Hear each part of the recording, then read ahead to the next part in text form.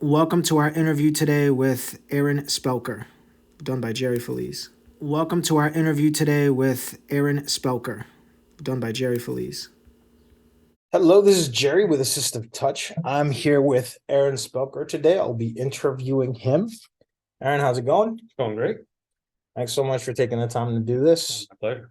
So, Aaron and I recently met. He's actually volunteering with the Mass Association for the Blind, doing some tech training for us. And how you liking that so far? Oh, it's great. It's I really like working with people, and I like teaching. Done that, and with different subjects than technology before, primarily with investments and finance in the past. Both with my job and just in some volunteering in schools doing that. So I really like the education. I like working with people. So it's been great. Okay. And so you mentioned finance. Mhm. So can you tell me a little bit about your finance background? Yeah, sure. I for most of my career, I worked in retirement investments. And what is that exactly? Is I worked with companies on setting up their retirement plans, like their pension plans and 401k plans and 403b plans. And then I also worked with employees of those companies on helping them strategize how to, utilize those retirement plans, particularly 401ks and 403bs, and how do they invest in it? How do they save? How does their money grow? How do they plan to, have enough money at the whatever their target retirement date is? So again, a lot about investments, again, a lot about education and teaching. So again, really was quite an enjoyable career that I had for the majority of my working career. So what motivated you to get into that space?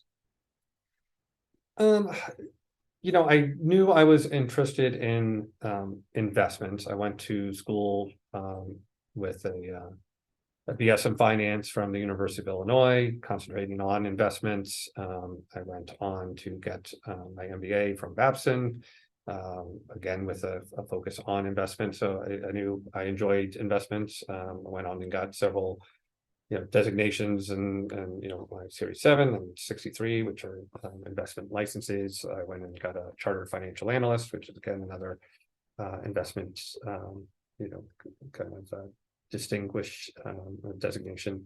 And just had loved investments and just everything that kind of surrounded about it. What really kind of um, where I didn't think of, I guess, when I first started was this role that would also be around an education piece, not just buying and selling stock and bonds and making money, make more money, but kind of teaching other people about investments, teaching them how to grow their wealth and how to strategize and plan for retirement. That kind of came much later as I kind of through time moved in and settled on the career that I had. And I think that's really what anchored me in that and made me really um, feel like I was at home in the career that I ultimately, had for the majority of my working career. Okay. And tell me a little bit about your personal life. I think you're married and have children. I do. I've been married for 24 years. I got a senior in high school who's about to go off to Syracuse University. I got a freshman daughter in high school, and lived here in Natick, Massachusetts for 25 years. And I got a guide dog who's behind me laying down, named Crypto. So that's kind of my personal life, if you will. Okay, and he's not named after the cryptocurrency He because is not. No. Aaron is not a crypto. I am very anti-crypto. That is true. He is named after Superman's dog, Crypto, with a K. And I actually didn't name him. But for those who may not know, guide dogs, before they are matched with a student or a person, they're about almost 2 years old. So they've had a name. Someone named him long before I ever met him. So Okay. Probably should have met Aaron a couple of years ago before I invested into crypto. well, if you want to gamble, it's fine. Yeah. But it's easily throw your money away though. Yeah. Hey, just going back to your financial background. Is there like a significant story of someone that you helped that you want to share? Um, I will turn it around because this is a story that I tell all the time. And it ended up kind of playing, to give a little background as well. So I'm completely blind with just a little bit of light perception, but that is a new condition for me that happened about 4 years ago. So I was a sighted individual most of my life.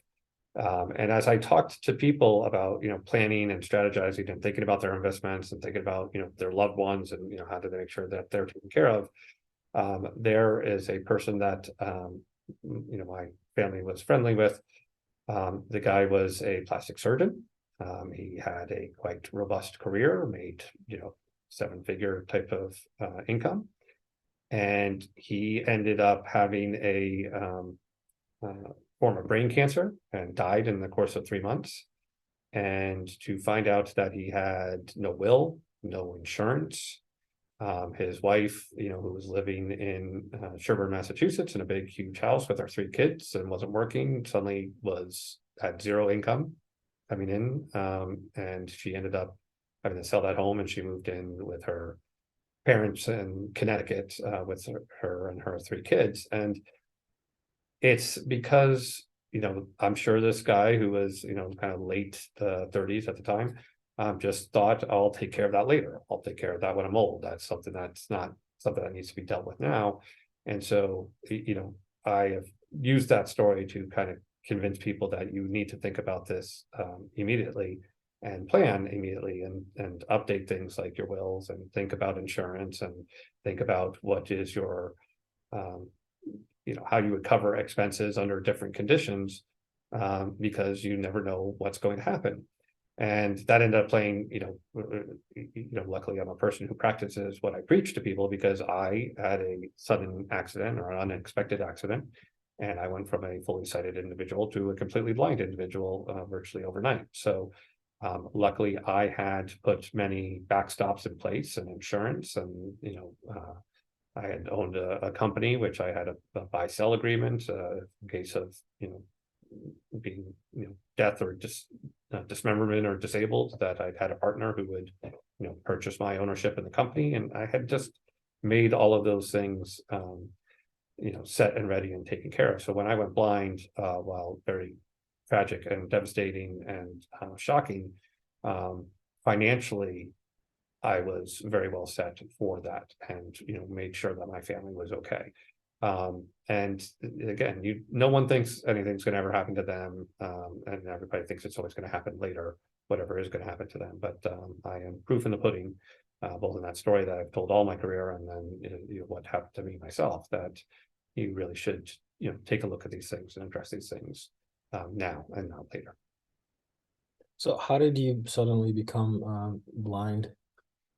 Yeah, it's a completely freak accident. I was in Cancun with my wife on our 20-year wedding anniversary, and we down to the beach at the resort that we were at, and a big gust of wind blew all the sand up into my face, and the sand kind of caused all these abrasions on the corneas of my eyes. And I guess there was some sort of strong bacteria that was in the sand that got into all the cuts that were on my eyes from the sand blowing up into my face, and it kind of induced this really strong bacteria, which for the course of the vacation I didn't really realize what was happening. I just I knew I got sand in my eyes and my eyes were watering and tearing and bothering me, but I just thought that was sand or still sand in my eyes or whatever the case may be. But when I got back to Massachusetts, within a few hours, I was aware that something was actually wrong. And I went to my eye doctor, who saw me for all of about 30 seconds and said, you need to go immediately to the intensive care unit at Tufts and be taken care of. And so I ended up in the Tufts Medical Hospital for 3.5 weeks while they fought off this infection. But again, kind of, I'm not totally sure, is it the infection or is it all the very corrosive medicines to fight the infection of what exactly led to the blindness? Is a little hard to tell, which or both caused how much of it. But ultimately, when I left the hospital 3.5 weeks later, I was just able to see light perception. How have you navigated this new experience for you, this new life? Yeah. So like I said before, I was able to relatively quickly, clear the plate of the financial concern. Um, again, if I hadn't had my ducks in a row, I think things would be drastically different of where I am today versus where I would have ended up if I didn't have that financial component taken care of. Just emotionally and stress wise and things like that. So because I had the financial component taken care of, I really was able to just focus on living as a blind person and what does that mean and how do I navigate. So I got connected with the Mass Commission for the Blind. They loaded JAWS and things like that on my computer. I did some self-teaching of myself that for a little while before I could get into the Carroll Center for the Blind, where I did a 2-week intensive tech course. I went back a couple of years later to them and did an advanced 7.5-week tech course. That was really around screen reader accessibility as well as just like advanced skills in JAWS across all the different applications that you would use. I got hooked up with someone who taught me how to navigate with a cane, and then I did that for about 1.5 years, and then was able to get paired with a guide dog down at the C&I in New Jersey. So, I'm now doing kind of the mobility and getting around primarily with my guide dog. And again, being in kind of a good place from that standpoint, I've been able to kind of launch off as, you mentioned earlier, I've started volunteering to teach other blind people how to use different technology, whether it be voiceover on the phone, on the iPhone, or JAWS across several different applications on the computer. So I've kind of taken what I've learned and I'm trying to pass it on. Yeah, I think one of the things for me it's been most beneficial is just being around other people with visual impairments, because it sort of normalizes the experience, and you have like a lot of shared experiences that you don't even have to talk about. It's like it goes unsaid. Yeah. Oh, and you learn a lot of life hacks, or applications or technologies that you didn't know were in existence. Yeah. I said I did that 7.5-week course at the Carroll Center, and that taught me so much. But equally, I learned so much from it was a group of blind professionals, about 8 of us, and the things that they taught me of just other applications that you can use. And do you know about IRA? Do you know about audiovault.net, which we just talked about the other day? They taught me about voice stream reader, Bard, Bookshare, all of these things I just learned from them. Just happy to talk about it. And I said, "Oh, Bard, what's that?" And they would tell me, and I was like, "Oh, that's amazing!" So I signed up for it. So they really got me access to a lot of things that made it not just functionally be able to navigate the world with the technology, but also to do fun things. Listen to audiobooks, listen to audio described movies, across all the different streaming platforms.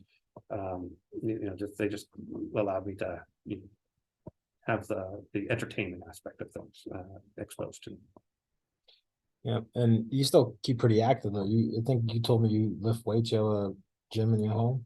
I did. After I went blind, I moved houses. And one of the requirements of the house was I wanted a finished basement, so I could put in literally it's almost like a complete Planet Fitness down there. There's treadmills, there's weight machines, there's free weights, there's an elliptical, there's a Peloton bike, there's a rowing machine, there's a boxing dummy. I mean, it's got everything down there. I used to love hitting the bag. Yeah. That's awesome. What do you bench?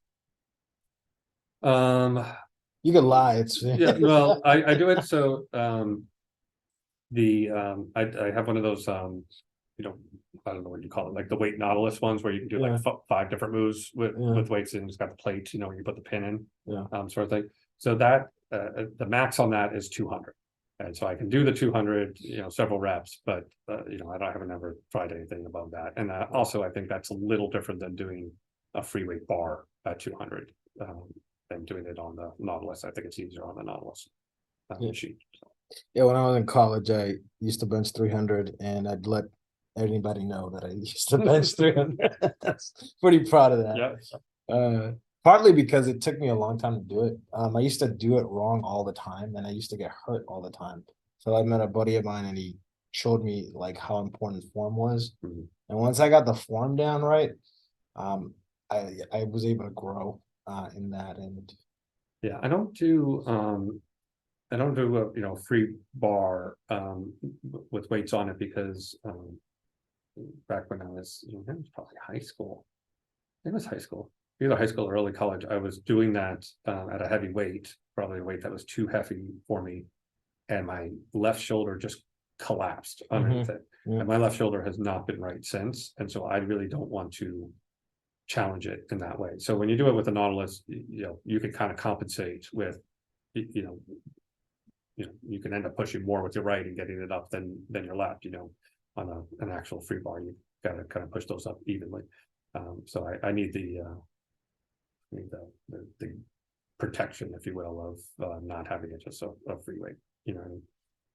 Yeah, no, I could totally relate. Like I bought a bench the other day, and I'm doing this. I did it for me, but I also did it for my kids because I want to teach. I got a 9 and 11-year-old, and I bought them 10-pound weights, but I'm like anal about the form because I hurt myself too often. And thankfully I didn't do any like real damage, but it hurt enough where I had to stay away for weeks at a time. Right. So anyway, um, yeah, that totally took me off where I was gonna go, but all right. So you You just wanted to get out there that you bench 3. Yeah. that was really my agenda, man. That seems to come up in every interview of yours. I don't know. Well, this is actually something that does come up in my interview. It's just a fun question. What's your favorite feeling? Is it accomplishment? Is it is it peace? Is it joy? Is it happiness? Is it I think, well, I mean, I guess what popped right into my head when you said that, and maybe because of what we were just talking about, but it's the tired feeling that you get after you've done like a really long, hard workout that you got through, and you really feel like you nailed it on that workout. But you could barely, crawl yourself upstairs afterwards because you're just sweating and exhausted from it. I like that. And again, I don't know if that's what popped in my head because we were just, subject of working out, but yeah, I like that. Okay, cool. That's one of the questions I like to ask. Because the first time I heard that question, it really like stimulated me. I'm like, wow, that's a great question. Okay, so I gotta ask you this because you are an entrepreneur. You got any advice for people that, I guess first, like what made you want to be an entrepreneur, and also like what kind of advice would you have for anybody that wants to be an entrepreneur? Well, first, I never thought I was going to be an entrepreneur. All that work that I was telling you about, I did for a large financial services company, and the department that I worked in, they decided to exit the business and shut down the department and just completely leave doing it. And I decided that I was really loving what I did, and I had built up a lot of relationship with all the clients, all these companies that we had worked with and assisted, that I went out and started my own financial services company, which, again, not the easiest thing. There's a lot of rules and regulations around owning a financial services company. So I jumped right into the deep end on that. But I just didn't want to let go, and I didn't want to go somewhere else and do something that wasn't exactly what I wanted to do, because I felt like I had finally gotten the job that is exactly what I wanted to do. So I was a unsuspecting or unexpected entrepreneur.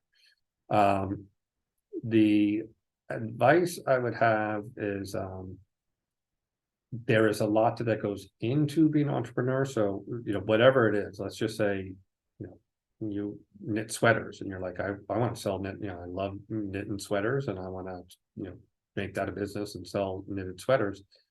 You don't get to just knit sweaters. There's suddenly marketing, and then there's, technology and websites and domain names. And if you get big enough, then you're hiring employees, and there's HR stuff, and there's, banking and accounting and doing your taxes. So, more than 50% is not doing the thing that you loved, which was knitting sweaters. So you really got to be willing to make that leap and put in that hard work. And all of that stuff ends up happening usually.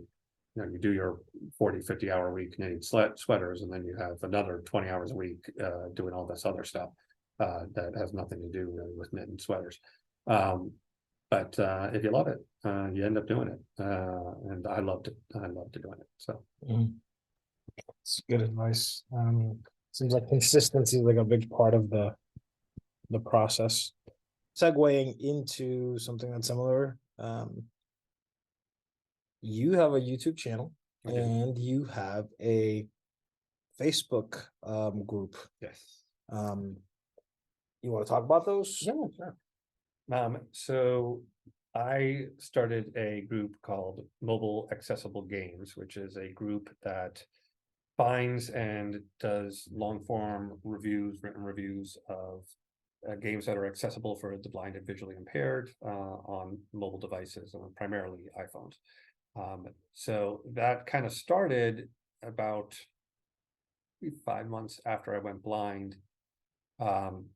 I had kind of gotten past the surviving aspect of it, and I was like, well, I want to do something that's kind of is distracting and relaxing, and I want to play some games.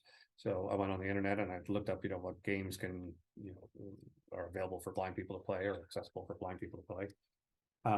And I would get some lists, and they were primarily iPhones, and there was kind of two problems with the list. One, the list would often have 5 or it'd be like a list of 10 games, and like 5 of them would no longer be available on the App Store. So that cut that list down. And then 2, it didn't really say much about the game. It would just say, oh, whatever, let's just say Blindfold Racer. It's a racing game. Okay, well, that doesn't really tell me much about that. Is that going to be fun? And how accessible is it? Is it good for low vision people or completely blind people? It doesn't really tell me much. So after that 5 months, probably a couple months went by where I just kept looking for, where is this master list?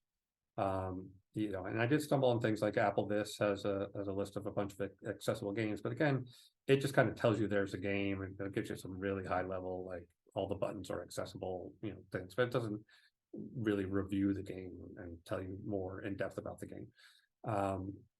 So probably 2 months after, 7 months after I've gone blind, 2 months after I started looking for this list, I started saying, well, maybe I should start putting this list out there. Maybe I should start doing long form reviews and start sharing with people. And I started doing that and just kind of posting it out to other Facebook groups where blind gamers were. And then I suddenly had like 15 reviews that I had done, and then kind of realized I still has a problem for the person who's behind me. They're going to go looking for these list of 15 games that I've just mentioned, and there's not like one central location that'll be easy for them to find it. So that's when I decided to form a Facebook group, and started with the 15 reviews that I had already done. And then since then, I've released a game a week. Every Sunday, I put out a review of a game, tell people about the game, how accessible is it, if there's any kind of accessibility issues, kind of tell people how to get around those accessibility issues so that they can still play and enjoy the game, and not get frustrated by it. And then I give it kind of an overall letter grade of how good I think the game is and how accessible it is, and then share people the App Store link, as well as tell them how much it costs. And part of that was too, and just talking with people in the blind community is, there would be a lot of people who are like, well, that game sounds like it might be fun, but it's $5.99, and I don't want to spend $5.99 to find out it's not accessible, or that halfway through there's some accessibility bug or roadblock that I can't finish the game. So I kind of also have taken it on myself to be like, well, I'll pay for the game and I'll figure out whether it's accessible. And if I've put it out on my site, the one thing that is this is a game that is accessible and is playable. It might have some quirks, and I'll tell you how to get around those quirks. But if you like what you see in the write-up, if that sounds like a game that's for you, you don't have to fear that if it costs $5.99 that you're going to end up throwing your money away. You will be able to play that game, and I will tell you how to get around anything that might be a little bit more difficult or might be confusing. So I kind of do that as my kind of give back to the community of I'll take the brunt of figuring this out and paying for it. And you'll just know that it works. That's a big deal. Thanks. Yeah, it's a big deal. I'm glad we have you as a resource for that kind of thing. So top 5 games. Tough question, I know. So I probably can give you 4 because only 4 games have gotten an A+ rating on my Facebook group. So one is called Swordy Quest, which is a kind of open world RPG game. Primarily gets an A+ rating because the game developer in that case really engaged at the beginning of creating the game, the blind community, and said, I'm creating this game, but I want to make sure it's accessible. And he really brought the blind community into the development and asked them, like, well, how can I make it easier to navigate a huge map that's made up of 250 squares? How can I make it easier to communicate what's happening in a battle, et cetera, et cetera. So he really made a conscientious effort to bring the blind community into the development process, and it's a great marriage and a great success story, I think. So that's one. A game called Football Chairman Pro, which is you are the owner of a soccer team in the UK leagues, and you bring it up from the lowly beer league all the way to the Premier Championship League, and that's a great game. And it does also, you're trading players, you're developing players, you're building up your stadium, you're setting your concession. So you get this kind of real feel of ownership around the team that you're building. There is a cheeky racing game called Blind Drive, which the concept is you're a student who has no money, so you sign up to be part of an experiment, but the experiment is you get in this car and all the windows are blocked off and blacked out, and the car just starts moving, and you need to listen to avoid all the oncoming traffic and the cars and animals in the road and stuff like that. And it's got a pretty fun and cheeky storyline that kind of goes along with it. It's up until that point, it was the game that made me laugh the hardest as I was playing it. And so it was a lot of just fun enjoying that one. And then most recently, number 4, the fourth one to get an A+ rating, just came out, actually just released this review last week, was a game called Eldrum Red Tide, which is a kind of a fantasy RPG type of game, big open world, and just great storyline. And what I like about it is it has a world that feels very lived in. You go visit a town, you leave it, you come back, and things in the town will be different based off of other things that have happened or the time that's passed. So it doesn't feel like a static experience. It feels like a world that is moving and changing, even while you're away from whatever the action that's happening. So I really enjoyed that one. That just came out and got an A+ too. So those are the 4 games that I would say are my top, my favorite. There is also on my YouTube channel, I did a video that is 10 games across 10 genres over the last 10 years that have advanced gaming accessibility. So that's a great list. It's got a lot of fun and great games on there, and it also kind of talks about the history of how accessibility on mobile phones has kind of advanced over the last 10 years. So that's a great video if you want to watch a video about 10 great games. So the title is the 10 great games for that video? I think it's what's the actual title on YouTube? I think it's 10 games and 10 genres over the last 10 years. I think that's okay. I think that's what it's called. Okay. I mean, we might be able to scroll down and see it. All right, let me put it up and I'll look for it as you're chatting. So. It's right around December-ish. Okay.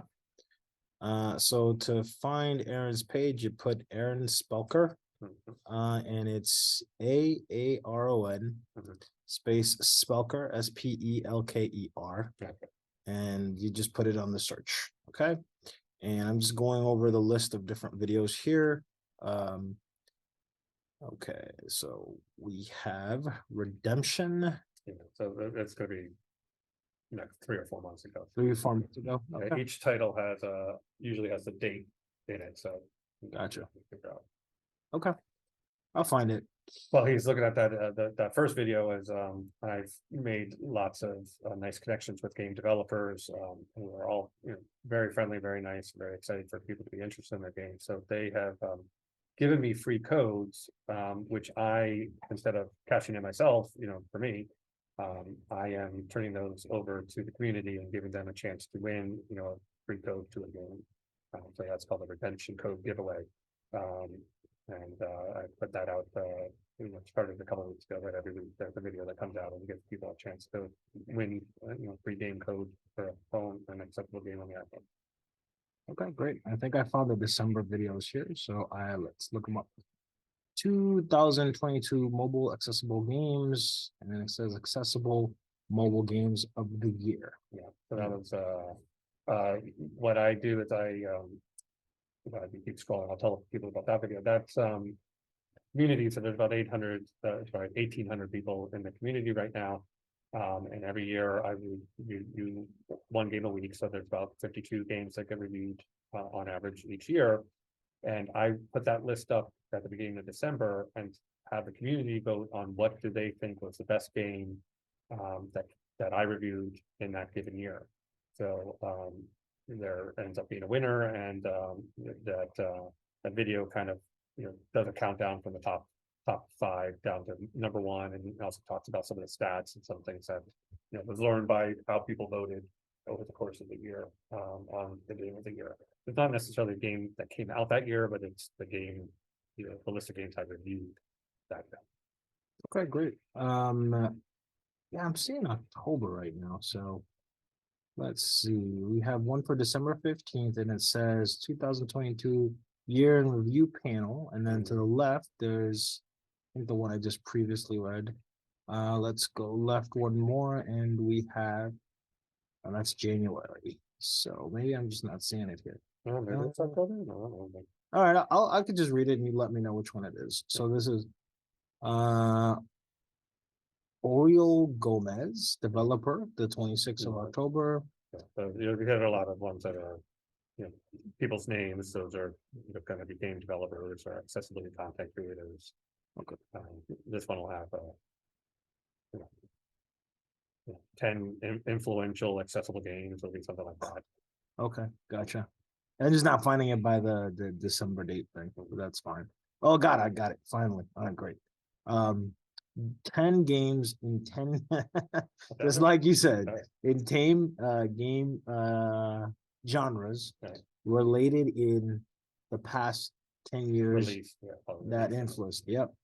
And that's So got 10, a good 10 games and 10 genres released in the last 10 years that influenced accessibility. Okay, this one was 6 months ago. That's why I couldn't find it in December. So, but okay, great. So that's the first video that we should start on when we're checking out your channel. It's a great one to start out with because it'll hit 10 games. I had a guy named Liam Irvin who is an accessibility content creator. He will play games and do walkthroughs and things like that at accessible games. I had him take over hosting duties, so he interviewed me on my channel to go through that list of 10. So that was kind of a nice, you can hear Liam. He's a great content creator, and again, if you're stuck on a game or interested in learning about games, he has thousands of videos on his channel. That's crypto in the background, just in case anybody's wondering. So, all right. Yeah, it's always good to get a hand at the content stuff in the background. Whenever I do a video, it's nice to have someone read the chats or things like that. It makes a big difference. Less off your plate. Okay. And now let's go over the Facebook page. So that was the YouTube channel, and the Facebook page. I'm gonna slide over here so we can see it. Got a bunch of windows open. So if you search Facebook for mobile accessible games, you will find the group. Again, it's got about 1,800 people in it. So I'm gonna type that in again. So mobile accessible games with an S. Right. Games.com, right? Oh, yeah, you get that too. Okay. If so he just went to the website. The website just redirects you for right. My website is not set up yet, but the website just redirects you to the Facebook group. But, Yep. Which might be easier for some folks anyway, right. but yep, or you could do it, just go directly to Facebook. But okay. And you have how many participants in that? I think it's just over 1,800 now. And how long have you had the group open for? Little under, I think May 10th is when I started it. So but on May 10th, it'll be 2 years. That's a big deal. That's wonderful. Any you want to chat about that a little bit and like?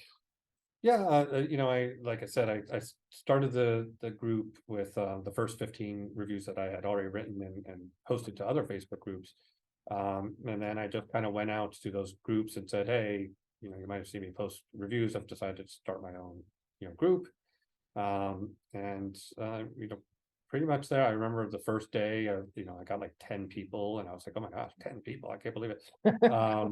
And then like a week later, like 66 people joined in a day. That was kind of amazing. It's I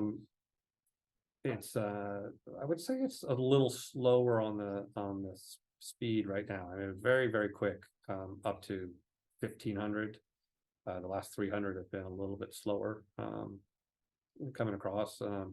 Personally, I don't know anyone who's in any of those other groups, why they wouldn't join this group. It's very friendly. People help each other with games that they're stuck on, or doing this, playing Bit Life, and I can't seem to do something, and people explain how to do it with voiceover. You have the reviews that come out every week. You get announcements about the videos that are out there. And I'm always trying to bring kind of new content to people. So I mean, if you like playing games on your phone, you definitely should be part of this group. And the other thing that I really try to do is when I'm reviewing games, I am always trying to cover different genres. So I think there's over 20 different genres of games, because when someone goes out to the site, I want whatever type of game you're into, that you can find a game that has been reviewed. So if you like word games, there's word games, puzzle games, board games, RPGs, quiz games, racing games, first person shooters. I mean, there's just a whole gambit. And I try to just, I'm always excited when I find a new genre that I haven't done before. But I just want it to be where anyone who goes in, they be like, well, all I like is word games. That's fine. There's 10 word games that I've reviewed. Go play those 10 word games. Or I only like RPGs. Great. I got 10 RPG games. I always want to be there's something for somebody when they go to the group. And I also try to solicit the group, always asking them kind of what are people playing, so I can learn about new games that I'm not aware of that are accessible, and try to get those up on the list for people as well. So what do you think is missing in this space? So like I did this once with a friend, maybe to give you some context of at least what I'm thinking a little bit about this, because I feel like, so I have an Xbox and I do use the Zoom functions on the Xbox, and they do have narrator on it. I was really happy actually that Microsoft actually did that. I was surprised.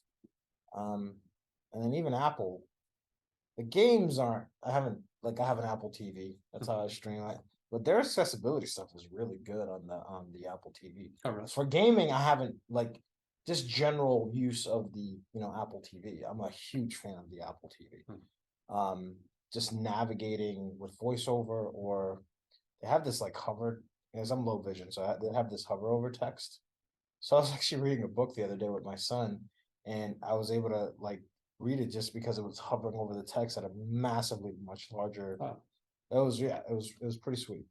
Be nice if they actually I haven't even checked this space out, because the remote has sensors in it, and so my son was playing. I was trying to play because I wasn't.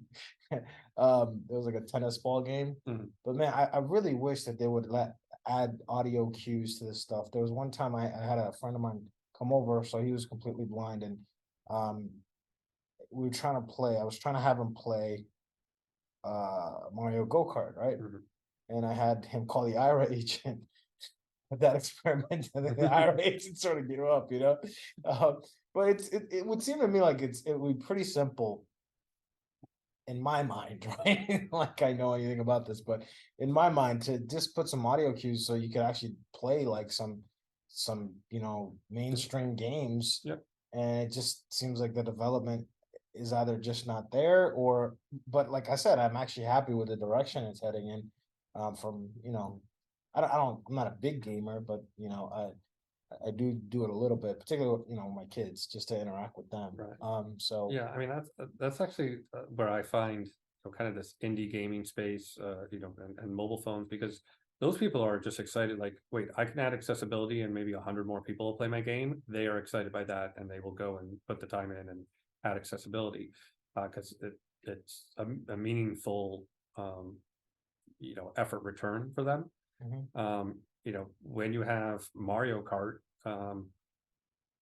they could spend a lot of time and money putting accessibility on that, and from their Nintendo standpoint, they might say, am I getting my return on this? It might not just be worth the time and effort I'm going to put in, to do that. And did Last of Us, that's a one that's come out, at The Last of Us Part 2, something like 60 different accessibility features, quite an achievement.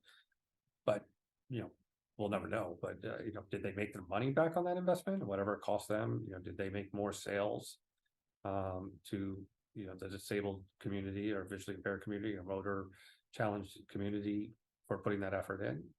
Maybe not. I don't know. What I mean? I think that's kind of what prevents some of these AAA games, is they're looking for, we have a bottom line, we have investors, we gotta get maximize our return, and this might not really be a financially a winner. Maybe it's a moral winner, or a feel good winner, but it's not a financial winner. Yeah, no, that makes total financial sense. They should like have some grant or some award for the best accessible game, Yeah, like yeah. for one of these companies, Yeah. I mean, and I think there are things that are coming out that I think the great thing about Last of Us doing what they did is it kind of made it so where people said, well, they did it, why can't you? Why aren't you doing this? But I think it's forced the hands of some other people to just be sure that they do it. But I think that's one of the reasons it's taken so long for it to happen, and you needed somebody who would be that first mover, whether it was going to line their pockets or not line their pockets. Okay, so this is the gauntlet being thrown down to Apple, Microsoft, and whatever other giant. You've done such a good job with some of the other things. We need some gaming. What are you most proud of with I mean, this to me, look, this is like a big deal. I mean, you have a group, it looks like it's thriving. I can only see it grow. I mean, this about getting the word out, Yeah. What are you most proud of with kind of being an entrepreneur in the visually impaired space? Yeah, I mean, what I like about it, and to be honest, I wish I would get more feedback, because when I do, it really gets the juices flowing, and then the fire in the belly. Of just when people are like, oh, I found a game for my kid, I saw your review, I loved playing this game, I never would have thought of playing this, or didn't think something like this was accessible. Just when people give me feedback that what I'm putting out there is being seen and heard and enjoyed, and making a difference. When I get that kind of feedback, that's what keeps me kind of going, for quite a while. And I think the more feedback I get, probably the more hyped up I'll be to even do more. Okay, well, I'll do my part to get the word out anyway. You better like everything I did. That like. Well, you got a subscriber to me. Okay, Yeah, there you go. Hey man, thanks so much for doing this. Oh, my pleasure. Yeah, it was fun. All right, so go check them out. You got all the information. Mobile accessible mobilegames.com, and join the Facebook group and the YouTube channel. All right. Take care. For more information, contact Jerry Feliz, Access Technology Director, phone number 857-443-6636, email felizassistivetech@gmail.com. Thank you so much for watching our interview with Aaron Spelker. Thank you.